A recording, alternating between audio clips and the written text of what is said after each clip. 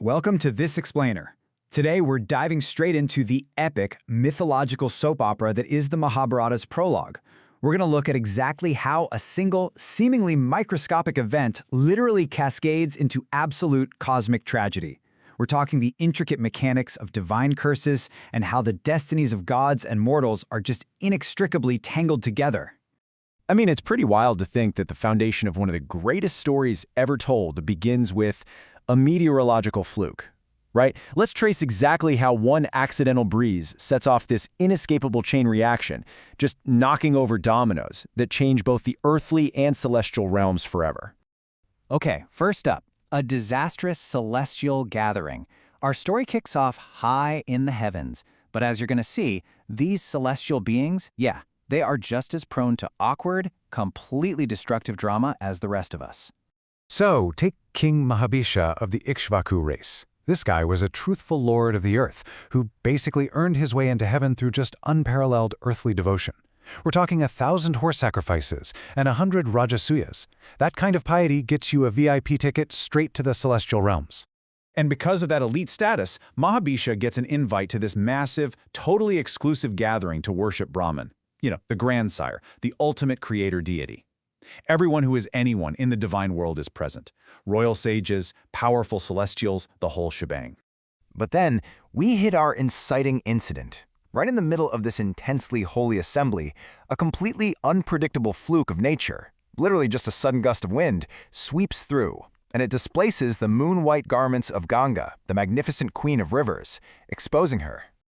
Now what happens next is a brilliant study in contrasts. The divine celestials instantly snap their heads down in respectful aversion. They know the strict rules of divine etiquette, right? But King Mahabhisha? He makes a massive, incredibly human error. He just rudely stares.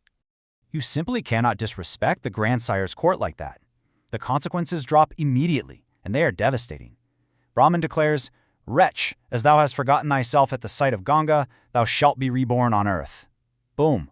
With just one sentence, a literal lifetime of piety is completely erased. But here's the real kicker. This isn't just a punishment for one guy. Ganga is dragged right into this mortal sentence with him. She's commanded to be born human specifically to inflict injuries upon him. And the curse? It only breaks when Mahabhisha's wrath is finally provoked. So to set this all up, Mahabhisha plots to be born to the earthly King Pratipa. The dominoes are falling fast now, bringing us to the accidental interruption. Because, as it turns out, Ganga is not the only one leaving heaven in a terrible mood today. On her way out, probably thinking wishfully about Mahabhisha, Ganga literally bumps into the Vasus. Now these are prominent, super proud celestial deities. But right now, they're looking incredibly miserable. And their story perfectly exposes the completely ruthless, disproportionate nature of mythological justice. Think about it. Mahabhisha made a conscious choice to stare. But the Vasus, they literally just accidentally crossed the path of the invisible rishi Vasishtha in total ignorance while he was doing his twilight prayers. Intent doesn't matter here. The punishment is absolute. So, because of this tiny, entirely accidental fault, the wrathful Vasishtha dooms them to the one fate they dread more than anything else, being forced into a human womb and born among mortal men. Faced with this horrifying sentence, they decide they're not going down without a fight. Which leads us to the ultimate celestial loophole. Ganga and the Vasus decide to team up to cheat the divine system. Their escape plan is, well, it's steeped in some really dark, desperate logic.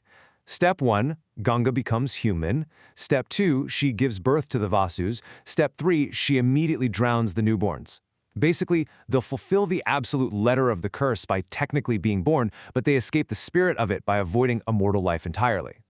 But to pull this off, they obviously need a human father, and they align perfectly on their target, Santanu, the soon-to-be world-famous son of Pratipa. Which is incredibly convenient, actually, because Ganga already intended to interact with Santanu's family line to fulfill her own curse with Mahabhisha. The pieces are just locking together perfectly. But Ganga realizes a pretty major flaw in this violent escape plan, and that brings us to the deadly final pact. This grand celestial loophole is going to require a tragic compromise. I mean, the flaw is obvious, right? If Ganga drowns every single one of her children the exact moment they are born, wouldn't Santanu's union with her be entirely fruitless? She insists she cannot just leave the king with absolutely nothing, so she demands a modification to the plan. Their solution is this brilliant, kind of wild piece of magical mathematics, 1/8. Each of the 8 Vasus agrees to fraction their souls, chipping in exactly 1/8 of their respective celestial energy to create one incredibly powerful, surviving child. The result of this final pact is basically the ultimate epic origin story. They forge a single heir endued with the combined, concentrated power of 8 different gods. Ganga gets to fulfill her promise, and Santanu gets a magnificent son forged from the desperate magic of cursed celestials. However, and this is a big however, before they finalize the deal, the Vasus drop one final, devastating caveat. Because this kid is made of their divine energy, they refuse to let that energy procreate on Earth. They explicitly state, "That son of thine, endued with great energy, shall be childless," meaning this superpowered earthly heir, he'll never have kids of his own. And guys, that is the brutal reality of the domino effect in action. I mean, what happens to a kingdom when its ultimate God-infused heir is literally cursed to end his own bloodline before it even begins? A single accidental gust of wind in heaven has now guaranteed a catastrophic earthly succession crisis, perfectly setting the stage for a massive world-ending war. We're going to explore that fallout in our next explainer. Until then, keep wondering what invisible winds are shaping your own story.